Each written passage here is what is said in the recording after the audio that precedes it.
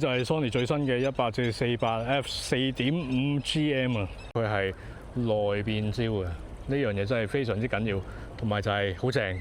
咁而且支鏡頭咧就係1.8 kg 重啦，咁比起我自己擁有過嘅200-600嘅嗰一支鏡頭咧，咁呢一支係好明顯再輕多少少添嘅。咁光圈上面又有個優勢啦，所以規格上咧，我覺得呢一支係更加吸引。4組嘅 XD 線性摩打咧都可以話係 GM 鏡頭嘅基本配置㗎啦。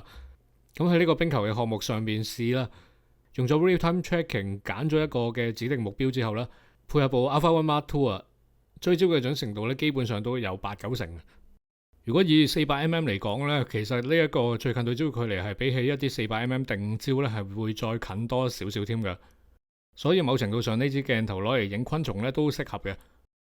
焦距上你想再長啲嘅話咧，都可以加增距鏡嘅，1.4同埋2倍咧都可以加落去啦。咁今次我就淨係試咗加2倍嘅增距鏡落去啦。喺100mm嗰陣咧，個畫質咧都仍然係幾可用啊。就算去到400mm咧，我 crop 完出嚟再睇翻啦，解像力都仍然係幾高嘅，真係要係影相拍片都好啦。zoom 到去400mm都唔會減光圈啦，而且喺一啲換唔到鏡頭嘅環境，但係又要長焦嘅時候咧，呢一個焦距真係非常之有用嘅。